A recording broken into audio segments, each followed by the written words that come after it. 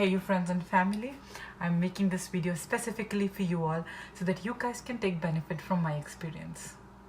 Few days back, me along with my family, we were detected with COVID-19 and I thought I should share everything with you, starting from my symptoms to what all I did during this phase.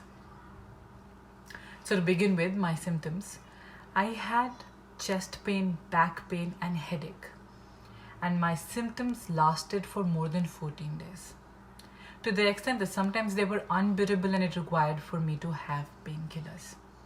For my husband, his symptoms were more like a flu-like symptoms. And he started off with mild to high fever, which persisted, followed by sneezing. And also through and through, he also had a lot of body pain. But what we didn't have was sore throat, dry cough or breathlessness. What we were advised by the doctors was that if you have breathlessness, just rush to the hospital. But for a person like me, it was very difficult to identify what breathlessness was, because when I was in that phase, I was scared. I had all the fears. I was reading about this, and the fact that you have something inside you and it is trying to destroy you is awful, and you are scared. So at times I used to get really confused because my nose would block. So I used to get confused that, oh, I've started to have breathlessness. But you know what exactly breathlessness is? A person will not be able to sit also if he's experiencing something like that. So your entire process of inhale and exhale will happen, but it'll happen at a faster rate. Because normally, how does a lung expands and contracts? For oxygen. And if you're not getting the sufficient amount of oxygen, the motion will happen faster. So you'll inhale also faster. आपके फेफड़े जल्दी वो खुलेंगे और बंद होंगे, तो आप सांस भी जल्दी जल्दी लोगे. And in that phase, you'll be uncomfortable, you'll be restless, you would want air. And this is not something that will happen suddenly. The condition deteriorates gradually. So you will have ample of time to reach for help. But the most important thing here is you have to keep a track of your symptoms. You have to see what your body is reacting, what is it doing. So you have to be very conscious of what is happening to you. At the same time, don't get obsessed with it, because I was obsessed. So I was just keeping, oh, I've got pain here, I've got pain here. And I was, my mental health, I was in stress. I was in immense stress. So my advice here is indulge yourself in a series or a book or something. Just involve yourself in something else, but do keep a track of your symptoms. So now moving on to what I did. I hydrated myself a lot, and I'll just show you what all I consumed during this phase. So this is something that I used to do before COVID also, aloe vera juice and amla juice and lemon water, because the moment my body is up and active, I want it to be alkaline also. See, you have a lot of antibodies in your body which is fighting virus. So you will witness a lot of pain and fatigue. So for that, multivitamins will keep you active and lively during that phase. So have this. This is very important.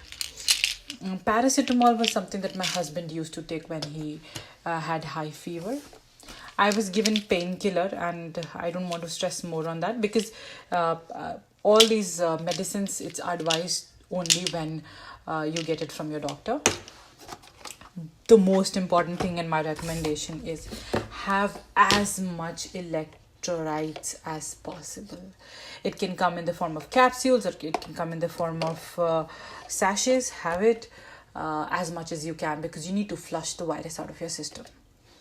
I also took saline water for my nose if it would block. And this is something that I used to have whenever I had a normal cold and cough also. So what people are consuming and doing, they're having karhas, they're doing steam, they're doing gargle. It's very important to understand the requirement of your body and then fulfill it. I completely avoided kara because I knew if I would consume, it will give me constipations or it'll make my stomach upset, because I'm a person whose normal food is also bland. So what I did instead was I picked up the spices and I distributed them in my 3 meals. That way I was able to have a sufficient amount of garam masala. If you have sore throat, you can have gargle with haldi or turmeric in it. And if you have chest heaviness or mucus, you can also have steam. But again, it's important for you to understand what your body needs. Moving on to the last bit, which is reducing the viral load.